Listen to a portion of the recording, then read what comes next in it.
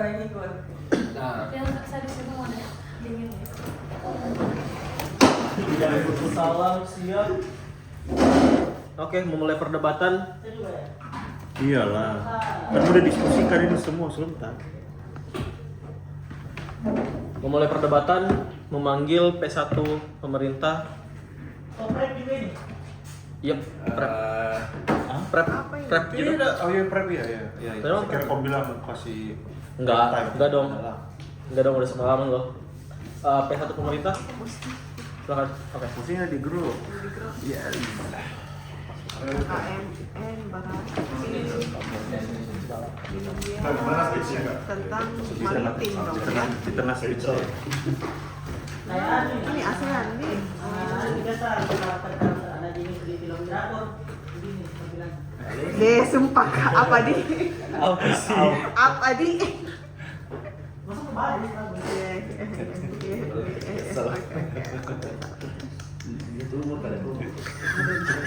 Nonton begitu, kuenya. Oke. Silakan. Yep. Jadi saya mulai ya. Dua. Apa yang akan kami buktikan adalah mengapa Selat Malaka itu penting sehingga ASEAN harus kerja sama buat jaga Selat Malaka. Sehingga saya rasa ada beberapa kondisi. Satu, Selat Malaka adalah salah satu jalur perdagangan paling penting di dunia karena jalur ini menghubungkan seluruh samudra Hindia dengan Laut Cina Selatan sehingga menjadi rute tercepat bagi kapal dari Timur Tengah. Dan hampir seperempat perdagangan dunia melewati selat ini, termasuk pengiriman minyak dari Timur Tengah menuju Jepang, Korea Selatan, Cina, hingga negara-negara ASEAN itu sendiri. Dua, Selat Malaka itu sempit, sehingga kapal-kapal besar akan melalui ruang yang sangat padat lalu lintas. Artinya kapal-kapal tersebut akan sangat rentan untuk disergap atau tabrakan misalnya, atau pelaku kejahatan akan memanfaatkan kondisi ini ketika padatnya lalu lintas kapal untuk menyamarkan aktivitas mereka, sehingga ketika kapal dagang itu sangat banyak, aparat keamanan akan menjadi lebih sulit untuk membedakan aktivitas normal dan kriminal. Masalah di status quo adalah memang benar bahwa saat ini sudah ada bentuk kerjasama keamanan di Selat Malaka. Namun saya rasa kerjasama tersebut masih sebatas koordinasi antar negara, sehingga setiap negara bekerja sendiri untuk menjaga Selat Malaka. Akibatnya, ketika ancaman bergerak lintas batas secara cepat, responsnya akan melambat karena harus ada proses yang justru menjadi terpecah berdasarkan batas negara. Padahal saya rasa karena kapal-kapal ini mendistribusikan barang yang krusial, artinya kita harus bergerak cepat untuk eksekusi apabila hal buruk terjadi pada kapal. Makanya kami mau ketika ancaman bersifat regional atau udah lintas negara, maka penyelesaiannya jangan sendiri-sendiri tapi juga harus lintas negara. Tapi kenapa ASEAN? Satu, saya rasa bukan hanya negara pantai yang bergantung pada Selat Malaka kayak Indonesia, Malaysia dan juga Singapura. Karena negara-negara seperti Thailand, Vietnam, Filipina, Brunei juga sangat bergantung kepada kelancaran perdagangan yang melewati selat tersebut. Dua, mengurangi ketergantungan pada negara besar. Karena saya rasa tanpa kapasitas keamanan sendiri, apabila ancaman kejahatan itu meningkat, tapi standar penjagaan Selat Malaka itu masih terpisah, sementara standar militer mereka itu belum mumpuni, maka ketika ada tawaran dari negara besar untuk melindungi Selat Malaka, kemungkinan bakal ikan-ikannya aja. Ya karena demi melindungi kapal mereka, atau bahkan karena mereka mempunyai kepentingan tersendiri karena saat ini adalah jalur distribusi utama pasokan energi untuk negara-negara dengan ekonomi yang raksasa di Asia, seperti misalnya Tiongkok, Jepang dan juga Korea. Ini buruk karena ketika negara seperti Amerika dan China bakal ada intervensi yang mempengaruhi kebijakan keamanan yang justru diarahkan ke kepentingan mereka sendiri. Jadi bagaimana dia nggak bergantung ke negara besar? Ya satu, untuk menggabungkan sumber daya seluruh anggota ASEAN sehingga nggak harus beda-beda lagi standar keamanannya, karena dengan ASEAN yang handle bakal membuat pengawasan dan patroli itu akan lebih kolektif misalnya. Dan pun ini akan membuat ASEAN itu mandiri atau mampu menangani ancamannya sendiri. Makanya dalam mosi ini yang kami maksud dengan pasukan keamanan maritim bersama ASEAN adalah satuan keamanan gabungan yang dibentuk oleh negara-negara anggota ASEAN untuk melakukan patroli bersama, berbagi intelijen secara real time atau memiliki pusat komando bersama dan menjalankan operasi keamanan maritim secara terkoordinasi di Selat Malaka dengan tetap menghormati kedaulatan negaranya masing-masing. Pasukan ini dibuat bukan berarti untuk menghapus Angkatan Laut Nasional ataupun mengambil alih kedaulatan negara, tapi pasukan ini untuk merupakan mekanisme koordinasi operasional yang memungkinkan ASEAN bertindak sebagai salah satu satuan ketika menghadapi ancaman bersama. Masuk ke argumen pertama, keamanan Selat Malaka merupakan prasyarat bagi stabilitas ekonomi dan politik ASEAN. Makanya, Selat Malaka adalah jalur utama perdagangan kawasan, dan ketika keamanan meningkat, biaya asuransi pelayaran turun, distribusi barang menjadi lancar, aktivitas ekspor dan impor itu menjadi lebih efisien, dan investor akan memiliki keyakinan bahwa ASEAN justru mampu menjaga alur logistiknya itu sendiri. Sebaliknya, apabila keamanan terus bergantung pada sistem yang terfragmentasi, maka setiap gangguan akan meningkatkan biaya ekonomi yang harus ditanggung seluruh kawasan. Selain itu, kemampuan ASEAN untuk menjaga Selat Malaka dengan kekuatannya sendiri juga memperkuat sentralisasi ASEAN. Kawasan ini tidak perlu untuk terlalu bergantung pada kehadiran militer negara-negara besar untuk menjamin keamanan salah satu jalur perdagangan terpenting di dunia, karena mereka bisa mandiri. Misalnya, kedua, negara-negara ASEAN saya rasa hari ini mencoba untuk menghadapi ancaman regional dengan kapasitas yang masih terpecah belah berdasarkan negara mereka masing-masing. Masalahnya adalah pelaku kejahatan itu tidak pernah menghormati batas jurisdiksi pada akhirnya. Ketika mereka mengetahui patroli Indonesia sedang diperketat, mereka bakal pindah ke wilayah Malaysia. Dan ketika Malaysia meningkatkan pengawasannya, mereka bakal pindah ke wilayah Singapura atau wilayah lain yang pengawasannya bakal lebih lemah. Artinya, selama keamanan itu masih bergantung pada kemampuan masing-masing negara, maka pelaku akan selalu memiliki ruang atau celah untuk mencari titik lemah di mana mereka akan bisa masuk di selat ini. Disinilah pasukan keamanan maritim bersama menjadi penting karena seluruh negara menggunakan pusat komando yang sama, berbagi informasi intelijen secara langsung dan melakukan patroli secara terintegrasi misalnya. Maka pelaku tidak dapat lagi untuk memanfaatkan celah koordinasi antar negara karena responsnya akan menjadi lebih cepat, informasinya akan menjadi lebih akurat, dan operasi menjadi lebih efisien misalnya karena sudah satu komando dan nggak perlu terpisah-pisah lagi. Yang berubah bukan sekedar jumlah kapal patroli, tapi juga kualitas koordinasi keamanan secara keseluruhan. Pada akhirnya, kami rasa ASEAN justru yang bakal diuntungkan dengan pasukan keamanan maritim, karena saya rasa kalau udah ada patroli bersama, respons terhadap ancaman atau hal-hal yang buruk terjadi ke kapal, misalnya tabrakan atau disergap dan lain halnya, itu bakal cepat ditanganin karena kita nggak butuh surat diplomatik atau koordinasi dengan koordinasi yang berlapis-lapis lagi. Kita butuh konfirmasi, kita butuh konfirmasi terus dibawa ke negara ini sehingga lama ditanganinya. Bisa saja barang-barang itu sudah dijarah, mereka sudah rugi, baru bisa ditangani. Apa yang mau ditangani kalau misalnya seperti itu?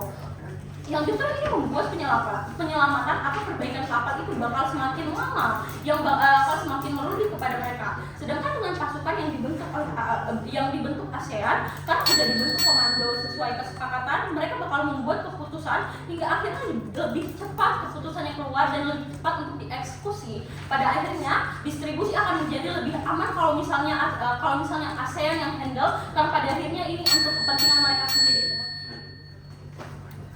Oke, terima kasih data tersebut. Membuka kasus oposisi, P1 oposisi silakan.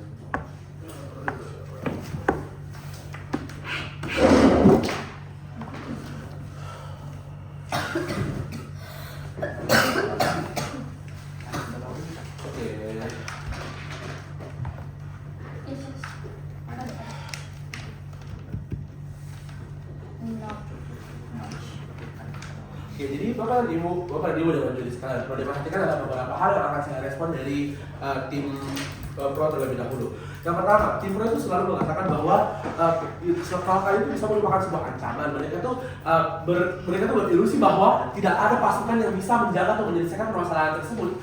Padahal di situ sudah jelas-jelas ada pasukan negara-negara pantai yang siap untuk segera menyelesaikan permasalahan tersebut. Bahkan sudah ada Interpol yang juga bisa langsung jikalau ada permasalahan tingkat nasional seperti itu, maka mereka akan langsung turun tangan. Lalu mereka juga mengatakan bahwa kerjasama antar negara ini masih sebatas koordinasi antar negara. Justru bentuk ini tuh dipertahankan selama puluhan tahun, maka ini sudah terbukti reliabilitasnya atau bahkan bahwa sistem ini tuh reliable. Kenapa? Karena kalau misalnya seandainya seajak itu kita untuk membentuk negara ASEAN, maka sudah pasti itu akan terbentuk dan sistem kerjasama antar negara pantai ini akan segera dihapuskan. Terus setelah itu katanya prosesnya itu akan lebih melambat kalau misalnya kita itu menggunakan konsep negara-negara pantai. Padahal konsep negara-negara pantai ini menurut saya akan lebih bisa untuk dilaksanakan. Kenapa? Karena kalau kita menggunakan negara ASEAN, maka ini jika kita ingin menggerakkan satu pasukan negara ASEAN, perlu kita ketahui ASEAN itu dasarnya itu adalah konsensus. Jadi kita tuh perlu untuk membangun konsensus atau menjadi suara terlebih dahulu. Ini bukan malah mempersingkat prosesnya, tapi di sisi mereka ini malah memperpanjang prosesnya. Begitu yang mereka perlu pahami. Ini tidak akan menciptakan pasukan yang lebih cepat, pasukan yang lebih kuat. Tidak, tentu saja. Kenapa? Karena jelas bahwa di sisi mereka itu hanya akan memperlambat dan memperpanjang lagi urusan birokrasi. Mereka akan membawa surat ke sana kemari, dan seluruh kementerian negara dan seluruh kementerian luar negeri ASEAN akan ikut berkontribusi dalam pengambilan keputusan. Yang dimana awalnya ketika hanya negara-negara pantai yang ikut berkontribusi, hanya 3 kementerian luar negeri yang terlibat. Kita hanya perlu berusaha sama 3 orang menteri luar negeri yang mengurusi negaranya. Tapi ketika kita bicara soal ASEAN, ada beberapa menteri, bahkan dua kali lipat lebih menteri yang berada di situ. Ya, silakan. Saya rasa untuk membuat itu menjadi kenyataan tidak sesulit itu. ASEAN tinggal bikin suatu konferensi dan menyetujui bersama, jadi tidak akan memakan waktu itu pada akhirnya. Tidak, saya rasa itu justru akan sangat memakan waktu. Kenapa? Karena untuk mencapai konsensus, mereka akan perlu berdiskusi lebih lama dan saya rasa untuk memuaskan 7 pihak akan lebih susah dibandingkan ketika kita hanya akan memuaskan 3 orang pihak, Indonesia, Malaysia, Singapura. Lalu melompat ke argumen kami. Sebagai tim oposisi, parameter kemenangan kami itu sangat tegas. Mekanisme mana yang mampu menjaga kedaulatan wilayah, menjaga stabilitas keamanan, dan mencegah Selat Malaka menjadi dengan peran kekuatan global? Apakah mekanisme pasukan bersama, bentukan ASEAN yang agresif, atau optimalisasi kerjasama multilateral yang menghormati kedaulatan negara pantai, neutral state seperti yang ada saat ini? Kamu akan membuktikan bahwa pertama, pasukan bersama ini melanggar kedaulatan hukum internasional dan memicu pelumpuhan operasional. Kedua, kebijakan ini justru akan menarik kekuatan dari dunia superpower untuk menjadikan Selat Malaka sebagai panggung perang proksi. Dewan Juri yang terhormat, mari kita bedah argumen pertama kami dari sisi kekuatan logika hukum dan jurisdiksi. Selat Malaka secara hukum internasional diatur oleh UNCLOS nomor 82, Konvensi PBB tentang Hukum Laut. Selat ini berada di bawah jurisdiksi berdaulat penuh dari 3 negara pantai utama, Indonesia, Malaysia, Singapura. Berdasarkan hukum internasional, penegakan hukum dan keamanan di perairan teritorial tersebut merupakan hak eksklusif yang tidak dapat didelegasikan kepada agensi supranasional manapun. Jika ASEAN membentuk pasukan maritim bersama, artinya kapal militer dari negara non-pantai seperti Vietnam, Kamboja, Laos, atau Filipina akan memiliki otoritas senjata untuk berpatroli dan melakukan pengejaran kriminal di dalam wilayah laut teritorial Indonesia atau Malaysia. Ini adalah pelanggaran serius terhadap konstitusi domestik masing-masing negara dan mencederai asas ASEAN Way, yaitu non-interference, yang menjadi lempar kartu kedamaian Asia Tenggara selama puluhan tahun. Mari kita lihat data dari SIPRI, Stockholm International Peace Research Institute, mengenai pengeluaran militer dan kapasitas alutsista ASEAN. Data SIPRI menunjukkan adanya asimetri yang luar biasa ekstrim. Singapura memiliki teknologi angkatan laut super modern berbasis digital. Indonesia memiliki armada besar namun tersebar. Sementara negara seperti Laos bahkan tidak memiliki aksara atau landlock. Bagaimana kita mengintegrasikan data ini? Menyatukan komando militer dengan doktrin, teknologi, bahasa, dan sistem persenjataan yang berbeda 190 derajat ke dalam satu pasukan bersama hanya akan melahirkan pelumpuhan operasional. Ketika terjadi pembajakan kapal di Selat Malaka misalnya, yang membutuhkan respons dalam hitungan menit, pasukan bersama ini harus melewati birokrasi izin lintas batas dari 10 kementerian luar negeri ASEAN. Karena sistem pengambilan keputusan ASEAN dengan berbasis konsensus, keterlambatan ini justru akan membuat Selat Malaka menjadi surga baru bagi para kriminal maritim, karena mereka tahu bahwa ini pasukan ASEAN ini akan mengambil keputusan yang sangat lama. Kenapa? Karena mereka perlu mencapai kondisi terlebih dahulu. Suatu negara yang kapalnya terancam perlu mencari suara 10 negara ASEAN terlebih dahulu, bukan hanya 3 negara pantai. Masuk ke argumen kedua. Selat Malaka adalah pusat dari apa yang disebut oleh para pengamat politik internasional sebagai Malaka Dilema atau dilema Malaka bagi Tiongkok. Kenapa? Karena lebih dari 80% impor energi dan minyak Tiongkok harus melewati celah sempit Selat Malaka. Di sisi lain, Amerika Serikat dan sekutu baratnya terus berusaha menjaga pengaruh mereka di Indo-Pasifik untuk memastikan jalur ini tetap terbuka dan tidak terkontrol oleh satu kekuatan tunggal. Selama ini, ASEAN dihormati oleh dunia internasional karena posisi netralitasnya yang disebut dengan ASEAN Centrality. Kita adalah fasilitator damai, bukan aliansi militer seperti NATO. Ketika ASEAN memutuskan untuk membentuk pasukan militer bersama untuk menjaga titik paling sensitif di bumi ini, Pesan apa yang kita kirimkan kepada dunia? Tiongkok secara logis akan menginterpretasikan pasukan bersama ini sebagai ancaman blokade atau alat pembendungan ekonomi mereka, terutama jika ada indikasi kerjasama intelijen dengan Barat. Akibatnya, Tiongkok akan merespons dengan memobilisasi kapal perang angkatan laut PRT mereka ke dekat perbatasan Selat Malaka. Amerika Serikat pun tidak akan tinggal diam. Melalui kerjasama bilateral, mereka akan mencoba menyusupkan pendanaan dan mempengaruhi komando pasukan ASEAN.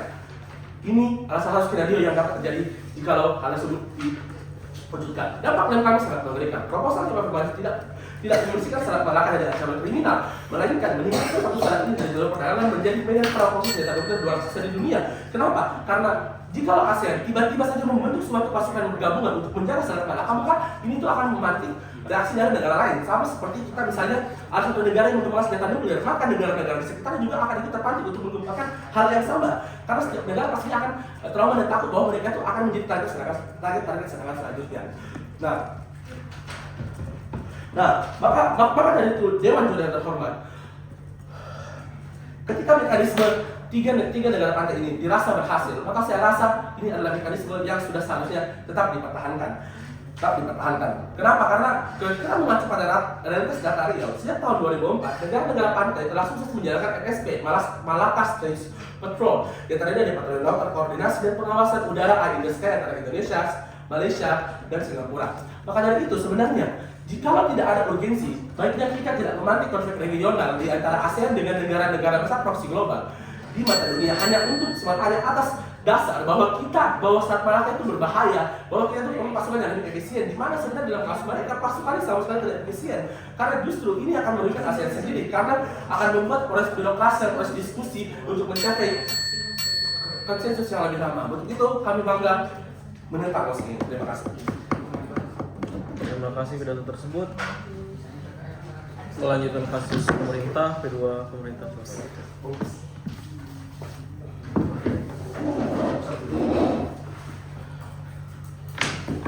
7 menit 20 detik kan? Yep.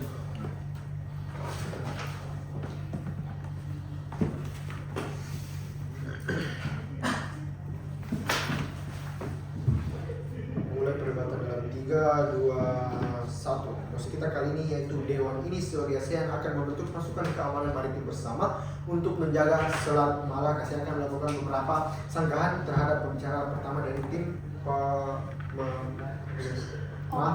oposisi.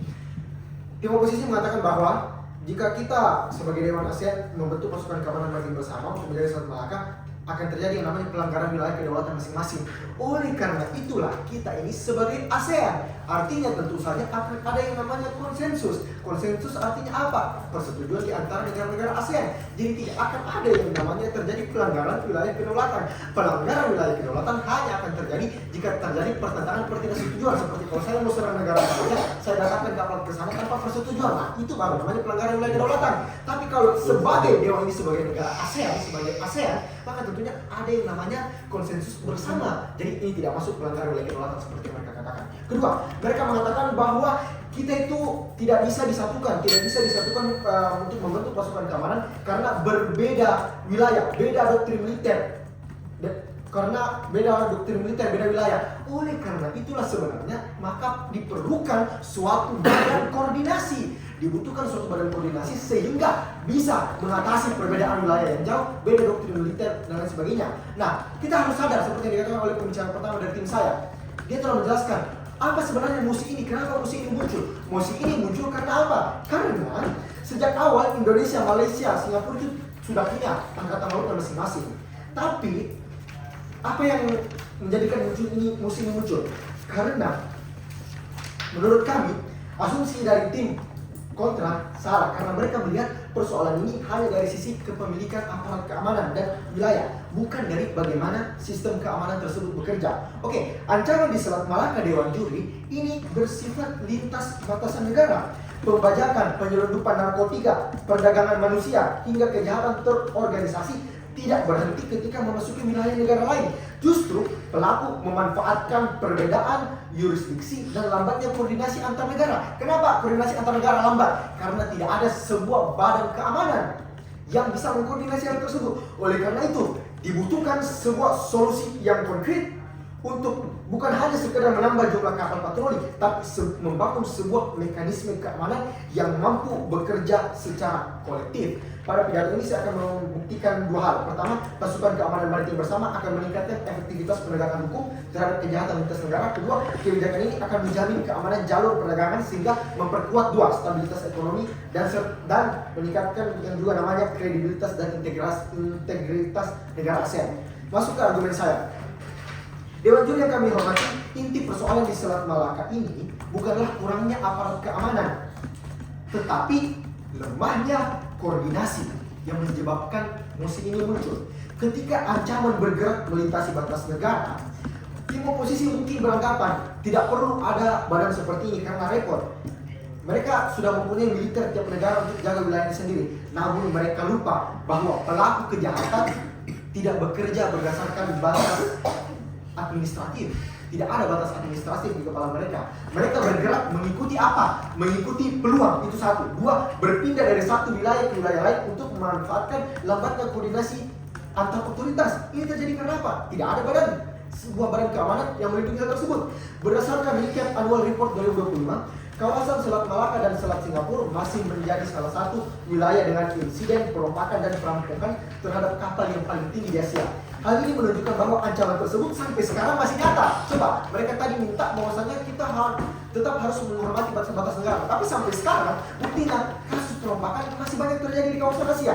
Maknanya dari data ini apa? Jelas bahwa selama setiap negara masih menggunakan sistem komando, prosedur operasi, dan mekanisme pertukaran informasi yang berbeda, selalu akan ada jeda waktu yang dapat dimanfaatkan oleh pelaku untuk melarikan diri sendiri. Dalam operasi keamanan, kecepatan apa yang sebenarnya menentukan? Yang menentukan adalah kecepatan respon. Nah, kecepatan respon ini ketika aparat harus menunggu koordinasi baru setiap kali ancaman memasuki wilayah negara lain, peluang keberhasilan penangkapan menjadi jauh lebih kecil. Nah, di dunia kami tentunya solusinya apa? Pasukan keamanan maritim bersama akan membangun sistem yang lebih terintegrasi. Negara-negara ASEAN akan memiliki mekanisme pertukaran intelijen yang lebih cepat, itu satu. Dua, standar operasi yang seragam. Tiga, koordinasi yang sudah disiapkan sebelum insiden terjadi. Akibatnya apa? Respon menjadi lebih cepat dan ruang gerak pelaku kejahatan semakin sempit. Berbeda dengan dunia oposisi yang tetap mempertahankan koordinasi yang terfragmentasi. Dunia kami menghadirkan sistem keamanan yang bekerja sebagai satu kesatuan, one unity in diversion, sehingga penegakan hukum menjadi jauh lebih efektif. Dan yang kedua, pasukan keamanan maritim bersama menjaga stabilitas ekonomi melalui perlindungan jalur perdagangan internasional. Dewan Juri yang kami hormati, keamanan di Selat Malaka bukan hanya berbicara tentang mengenai kapal perang atau patroli laut, tetapi juga mengenai keberlangsungan aktivitas ekonomi kawasan. Artinya apa? Selat Malaka merupakan salah satu jalur pelayaran tersibuk di dunia, seperti yang dikatakan oleh pembicara satu tim kami dan tim lawan sebenarnya. Nah, jadi ketika terjadi yang namanya perompakan dan sebagainya, dampaknya tidak hanya dirasakan oleh negara pantai, tapi seluruh negara ASEAN juga. Nah, itu kita perlu pahami, seluruh negara ASEAN. Menurut UNTAD, sekitar 80% perdagangan dunia diangkut melalui jalur laut, sementara sebagian besar perdagangan antar Asia dan Eropa melewati Selat Malaka. Data ini menunjukkan bahwa keamanan jalur laut merupakan fondasi penting bagi stabilitas ekonomi global. Jadi kalau tadi mereka bawa bahwa nanti Cina akan merasa terancam, oh tentu saja tidak. Karena kalau semua kapal-kapal yang mau lewat ke negara Cina tentunya akan lewat negara kita. Jadi kalau kita melindungi kapal-kapal tersebut, kenapa Cina mau serang kita? Jika kalau mereka mau serang kita, itu berbeda tujuan yang lain sehingga tidak akan masuk di kaitan ini. Kemudian tujuan yang paling penting untuknya adalah menjaga keamanan dari lingkungan kawasan, bukan untuk menyerang negara lain. Yang perlu dipahami Dewan Juri, bahwa dunia usaha sangat bergantung pada kepastian.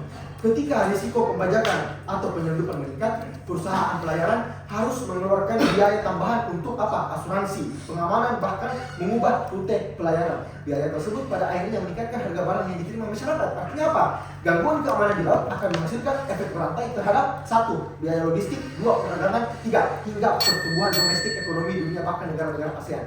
Sedangkan di dunia kami, apa solusinya? Pasukan keamanan ini, kalau kita ciptakan bersama, akan menciptakan rasa aman yang lebih tinggi karena ancaman dapat ditangani secara lebih cepat dan terkoordinasi.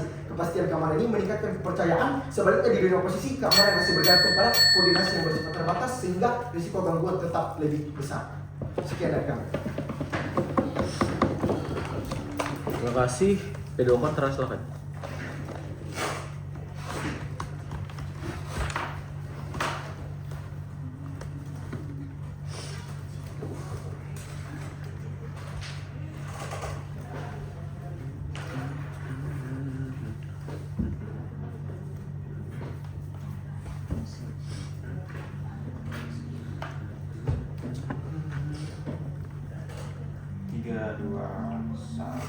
Debat ini tidak efektif dan tidak komparatif karena urgensinya tidak terlalu besar dan tidak, tapi resiko yang akan dimunculkan itu sangat besar.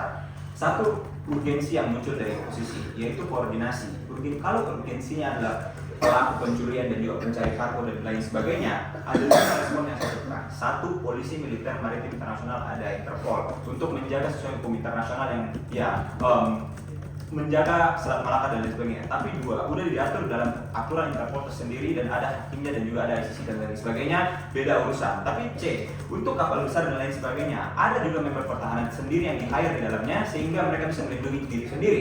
Tapi D, bagian dari servis suatu negara untuk docking di dalam suatu negara di Selat Malaka yaitu pertahanan sendiri, sehingga ada insentif untuk kompetisi untuk melihat siapa yang bakal melindungi kapal lebih baik dan lain sebagainya. Justru ini lebih buruk karena akan mengkonsentrasikan semua kapal kepada Singapura pada akhirnya karena tidak ada lagi perbedaan keamanan yang ada, sehingga harga yang ditentukan itu hanya pada kualitas, sehingga kapal-kapal kecil misalnya yang akan docking ke Indonesia karena kualitas pertahanannya rendah tidak lagi murah karena pertahanannya tinggi dan lain sebagainya, sehingga komparasinya di sisi kita kapal milik negara-negara kecil misalnya tidak mau lagi singgah di Indonesia dan lain sebagainya karena berbeda harganya dan juga tidak lagi affordable dan lain sebagainya. Tapi framing yang harus kita gunakan dalam debat ini adalah ASEAN selama ini di status quo sudah stabil dan damai karena prinsipnya yang dia menghasilkan netralitas di antara dua blok dan juga menghargai kedaulatan masing-masing yang sudah melewati Cold War dan lain sebagainya melalui diplomasi dan negosiasi. Makanya hal penting mengenai Selat Malaka adalah bukan cuma supply chain-nya yang melintasi Cina dan lain sebagainya, tapi Amerika yang bisa mempolitisasi dan juga bisa memiliterisasi seperti apa yang terjadi di Selat Hormuz. Itu yang seharusnya menjadi urgensi dari tim oposisi untuk memiliterisasi semua ASEAN dan juga menggunakan semua biaya dari ASEAN untuk melindungi Selat Hormuz dari kuasa Amerika. Makanya tidak ada komparatif yang sangat urgent dari tim oposisi di debat ini. Satu, kenapa ASEAN Selat Malaka itu harus netral? Jika tidak, ada risk yang sangat besar seperti bootleg yang terjadi di Selat Hormuz. Semua manufaktur dari Cina tidak akan didapatkan oleh negara-negara lain di seluruh dunia, di Afrika dan lain sebagainya. Ini akan merugikan dunia dan negara global, seperti ketika terjadi krisis militer dan lain sebagainya. Potensinya adalah kestabilan dan keamanan ASEAN itu tersendiri. Maka argumen yang pertama yang saya akan sampaikan adalah kenapa ini akan menghancurkan ASEAN dari dalam. Proses militerisasinya dalam skenario pertama adalah alutsisanya berasal dari negara ASEAN sendiri dan biayanya berasal dari negara sendiri. Contohnya Singapura, Indonesia, dan uangnya berasal dari konsensus. Akan ada ketimpangan alokasi biaya dan muncul di dalam konferensi tersebut. Ketika semua negara diwajibkan, ini akan stagnan dan lain sebagainya. Negara yang tidak langsung terlibat seperti Vietnam dan juga Kamboja yang tidak langsung ada di Selat Malaka akan menuntut ketidakadilan. Negara yang punya GDP kecil kayak Timor Leste dan lain sebagainya tidak akan mengkontribusikan $100 billion untuk beli F-35 dari Amerika Serikat. Masalahnya adalah alutsista itu mahal, miliaran dolar. Satu kapal armada pun itu yang kalian akan beli dari Cina itu sangat mahal. Maka dengan sistem konsensus ini tidak bakal mungkin terjadi dan tidak bakal efisien dan sangat lama. Risk ini akan menghasilkan keputusan yang sangat timpang di mana membuat Indonesia, Singapura, dan Thailand harus mendapatkan banyak sekali uang, sementara negara lain harus membayar biaya yang sama dan lain sebagainya. Akan terjadi pasukan yang tidak efisien dan kecil dan lain sebagainya karena dana yang tidak cukup melindungi Selat Malaka dari Cina dan lain sebagainya. Karena tidak ada biaya research, karena tidak bisa memproduksi militernya secara panjang. Meskipun bagus dan industrial kompleksnya makin bagus karena investasi ini, keamanan ASEAN tidak akan berkembang karena uangnya hanya berputar-putar di situ saja. Perputarannya hanya akan di Indonesia, Singapura, dan hanya di Malaysia dan Thailand saja. Akan menimbulkan ketidakadilan. Impact-nya adalah akhirnya dampak lebih berlanjut ini adalah negara yang tidak capable membiayai ini akan keluar dari ASEAN dan akan mengurangi anggota ASEAN. Representasi Asia Tenggara pun akan berkurang. Putus ekonomi kerjasama terhadap Timor Leste, putus ekonomi kerjasama politik sama Vietnam dan juga Kamboja. Yang kedua, konflik resiko impact yang kedua adalah konflik dan juga militer yang bisa resiko militer yang bisa terjadi karena negara-negara ASEAN itu sendiri ketika kapasitas militer Thailand itu menjadi banyak dan jadi membeludak, maka itu akan digunakan untuk ya kepentingan pribadi pada akhirnya dan sebagainya untuk berperang dengan Kamboja. Resiko itu tetap ada di sisi kita, di sisi mereka. Maka way-nya adalah setidaknya di sisi kami tidak ada alasan untuk anggota ASEAN itu keluar. Dan yang kedua yang paling penting adalah tidak ada alasan untuk tidak ada resiko bagi negara ASEAN untuk menyerang negara lain juga untuk mendapatkan militer yang lebih banyak dan sebagainya. Argumen kedua, skenario ketika biaya militer dan alutsista datang dari investasi perusahaan luar seperti Lockheed Martin atau membeli dari senjata dari Cina. Masalahnya adalah di ancaman di sini ancaman eksternal dan lain sebagainya. Karena membeli alutsista dari Cina akan memberikan signal ketidaknetralan ASEAN yang menjadi prinsip non-blok utama bagi ASEAN itu sendiri kepada negara rival seperti Amerika Serikat. Kenapa likely kita pasti timpang kepada satu negara? Satu, karena ekosistem senjata itu harus dibeli paketan. Kalau beli F-35 harus beli juga radarnya IPAC supaya bisa selaras dan lain sebagainya dan potensinya bisa maksimal. Dua, lebih murah kalau beli dibanding beli dari dua negara karena kamu akan dianggap sebagai ally, jadi kamu bakal dapat gratis atau dikasihkan daripada beli dari dua negara yang membuat kamu ya banyak biaya dan sebagainya. Maka kamu tidak akan netral, likely kamu akan sebagai ASEAN kepada Cina karena kerjasama seperti BRI dan sebagainya di bidang ekonomi akan lebih besar. Maka lanjutannya adalah dampaknya akan terjadi militerisasi masif di Selat Malaka. Dalam worst case-nya ada konflik memanas terjadi eskalasi militer yang secara masif seperti yang terjadi di Selat Hormuz, di mana Amerika bisa jadi menutup karena kamu selalu imbang kepada Cina dan sebagainya, dan Amerika bisa jadi membangun lebih banyak pangkalan militer di Filipina dan lain sebagainya, di Selat China dan sebagainya.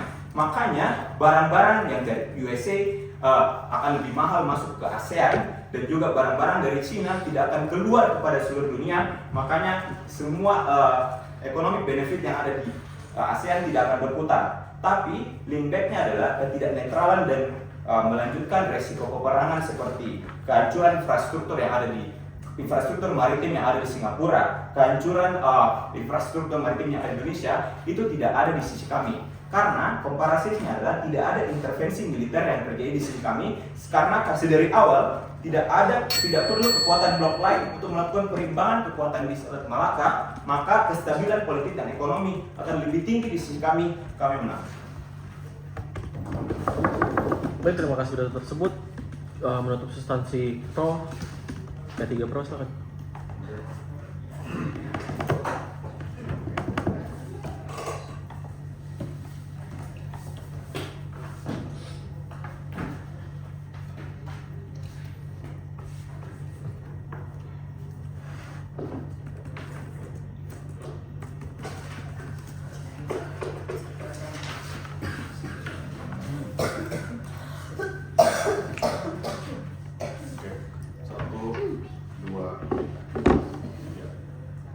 Satu kesalahan terbesar dari tim oposisi, mereka tidak pernah menyadari bahwa status quo sudah sebeda itu dengan ASEAN menyadari bahwa sekarang telah besarnya adanya ketegangan global antara bagian-bagian besar negara di dunia dan bagaimana ini bisa beresiko mengancam perdagangan yang terjadi di Selat Malaka milik kita bersama. Artinya, metode keamanan yang dilakukan selama ini tidak akan pernah cukup untuk menyesuaikan dengan perubahan status quo yang sudah setegang itu pada akhirnya. Ini tidak pernah mampu di-engage oleh tim oposisi. Tanpa penjelasan itu, mereka tidak bisa memenangkan perdebatan.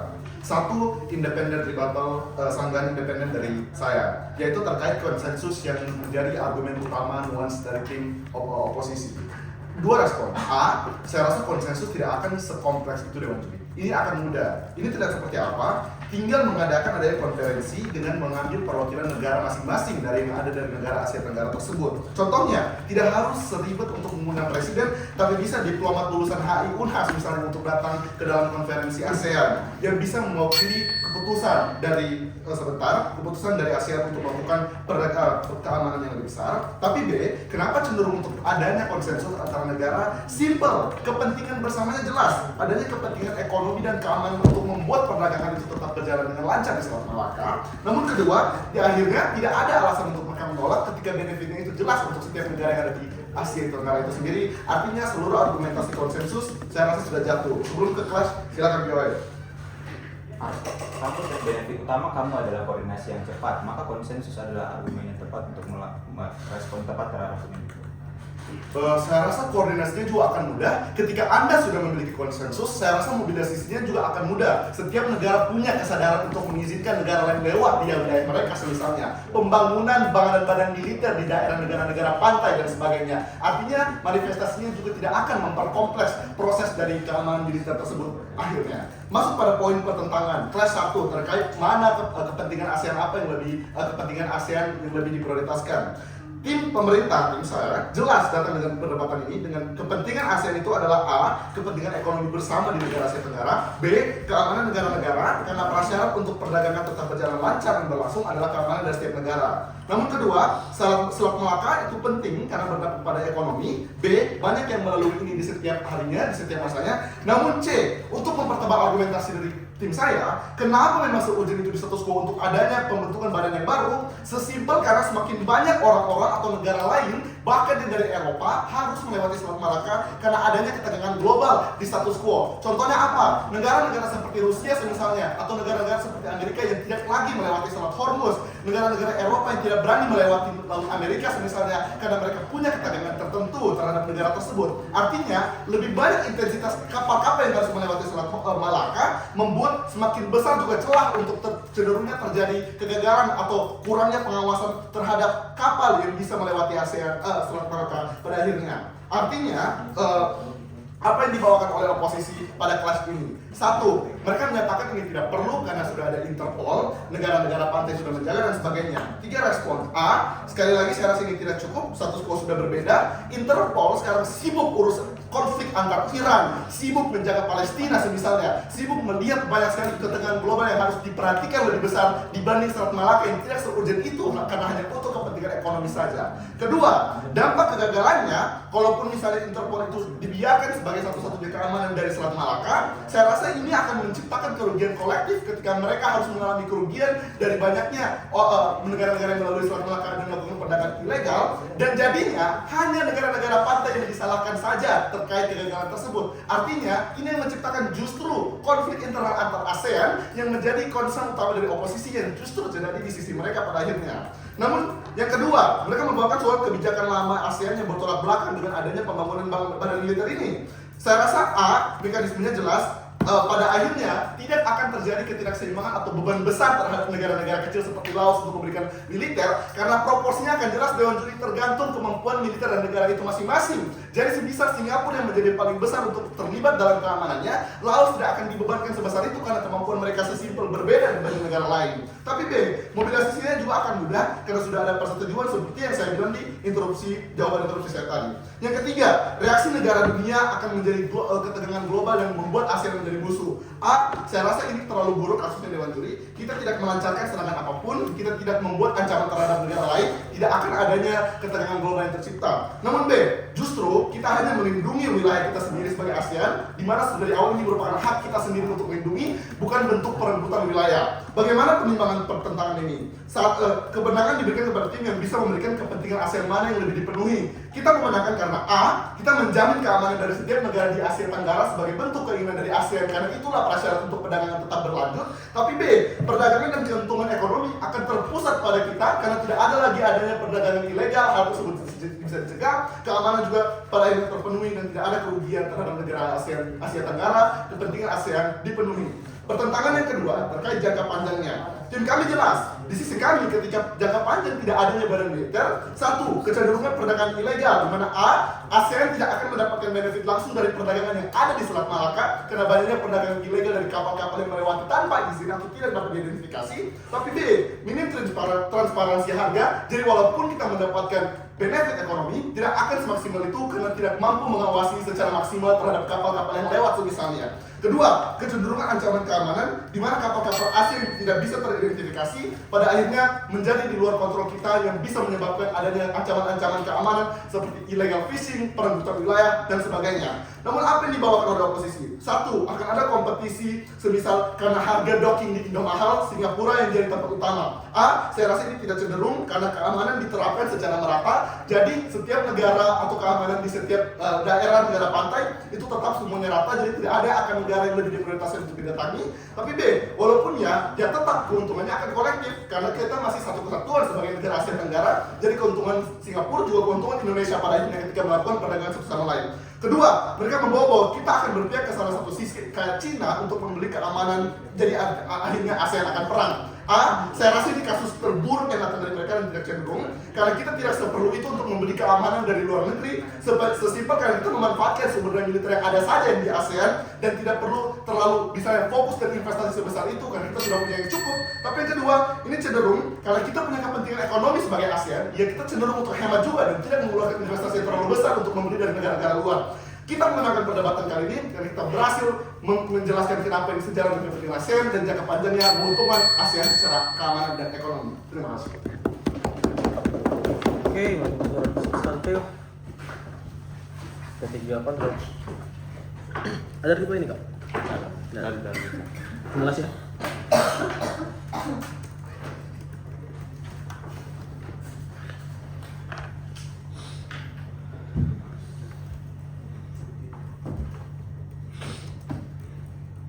Mereka bilang kalaupun ada sentralisasi yang terpusat di Singapura nantinya karena mereka memiliki keunggulan komparatif yang lebih besar ketika keamanan itu sudah sama, maka bilang itu tidak apa-apa karena pada akhirnya profit dari Selat Malaka akan dibagi-bagi ke semua negara ASEAN, tapi ini adalah mekanisme yang sangat lambat dan untuk ketiga mereka tidak bisa dikredit.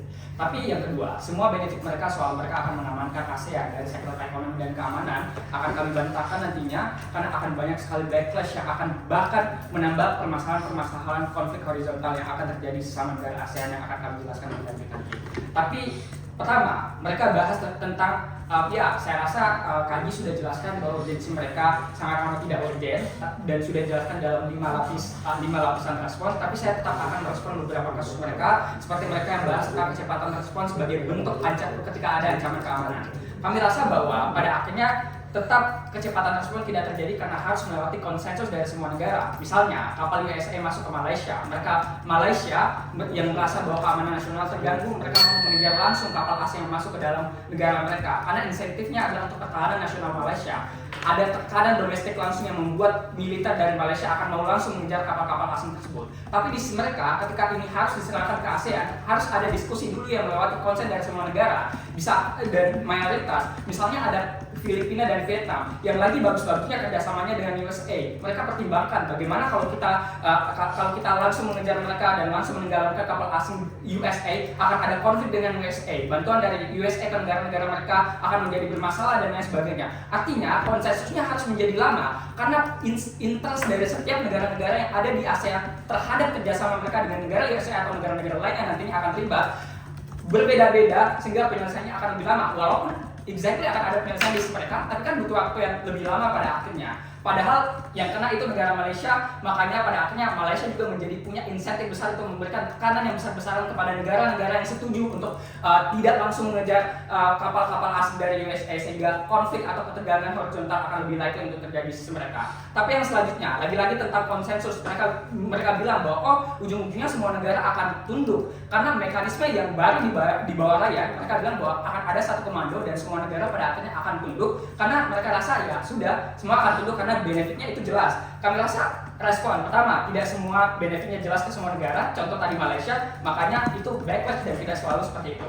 Kedua, kalian kan yang mau win benefit secara cepat di sisi mereka dan itu urgensi yang sudah dibawakan Rifka sejak awal. Padahal masalah Selat Malaka di tiap negara itu sangat amat serius. Jadi konsennya akan sangat amat bisa memakan waktu dan proses yang lama di sisi kalian.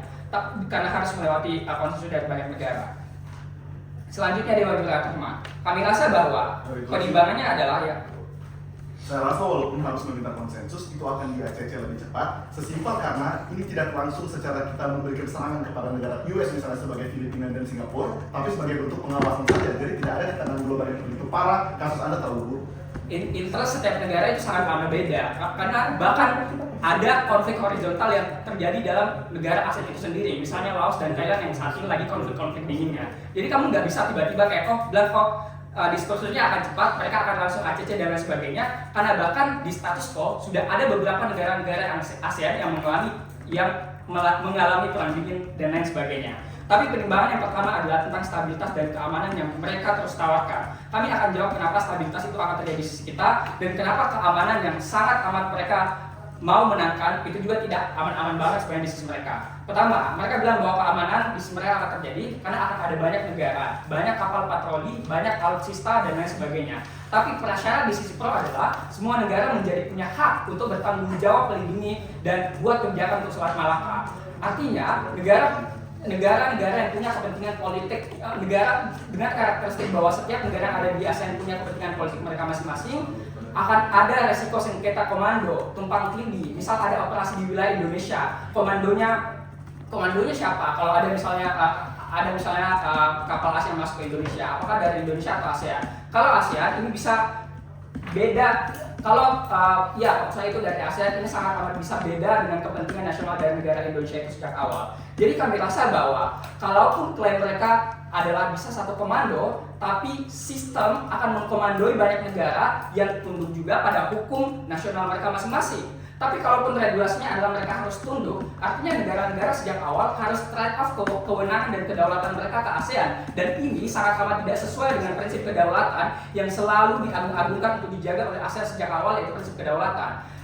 Apa yang akan terjadi? Akan ada saling intervensi dengan kepentingan mereka masing-masing karena kedaulatan mereka sejak awal sudah dijual nih separuhnya ke ASEAN. Sehingga akan ada perasaan tidak aman di semua negara-negara yang ada di ASEAN, sehingga ketika ada diskursus akan likely untuk menyelipkan kepentingan-kepentingan dan interest untuk menjaga keamanan nasional mereka pada akhirnya ketika berbicara tentang Selat Malaka. Lanjut tentang birokrasi, kami rasa bahwa di birokrasi itu adalah hal yang urgent. Mereka akan susah untuk membuat keputusan yang cepat. Kalaupun ada negara yang directly mengambil keputusan yang cepat, ini bisa jadi konflik dan dianggap curang nih Indonesia, mereka ambil keputusan yang directly dan ini ada bentuk bias terhadap kepentingan politik negara mereka saja. Tapi yang kedua, yang lebih parahnya adalah ketika ada kondisi di mana ada konflik yang sudah benar-benar urgent dan krisis, tapi semua negara ini punya interest dan pandangan yang berbeda-beda. Jadinya kan penanganannya menjadi tidak cepat. Karena yang saya bilang tadi, misalnya ada konflik dingin di antara negara-negara internal ASEAN kayak Laos dan Thailand yang saat ini lagi panas-panasnya sedang konflik dingin, ini akan membuat interest mereka akan bertabrakan di dalamnya. Jadi ya konsensusnya akan lebih lama, walaupun penyelesaiannya tetap ada di endingnya, tapi ya waktunya lebih lama. Jadi masa-masa krisis itu bisa memperparah keadaan pada akhirnya. Tapi yang selanjutnya, kami rasa bahwa keamanan di sisi mereka juga tidak stabil secara jangka panjangnya. Karena seperti yang dikatakan sama Kak Gi, di kondisi di mana kamu akan membuat militerisasi yang besar-besaran, kamu membutuhkan alutsista yang besar. Negara yang paling dekat dan paling aksesibel dan paling bisa menyediakan alutsista yang murah adalah China pada akhirnya. Jadi ujung-ujungnya kamu memang harus pick a side untuk lebih condong ke China, ini untuk membantu militerisasimu lebih lancar di status quo pada akhirnya. Sehingga akan ada ketegangan dan dilema politik yang akan muncul di USA karena merasa bahwa hubungan bilateralnya dengan negara atau multilateral dengan negara-negara yang ada di ASEAN menjadi terancam karena negara-negara ASEAN membentuk militerisasi yang lebih baik membutuhkan alutsista dari China pada akhirnya. Apa yang akan terjadi? Intervensi dari USA akan bisa sangat amat lebih besar pada akhirnya. Negara ASEAN, wilayah ASEAN akan berada di tengah-tengah dari kedua blok tersebut yang membuat keamanan perdagangan internasional mereka akan lebih terancam. Jadi sudah selesai untuk sesi debat sparring untuk KKMN ya. Jadi untuk sekarang, jadi nanti pengumumannya akan jadi begini format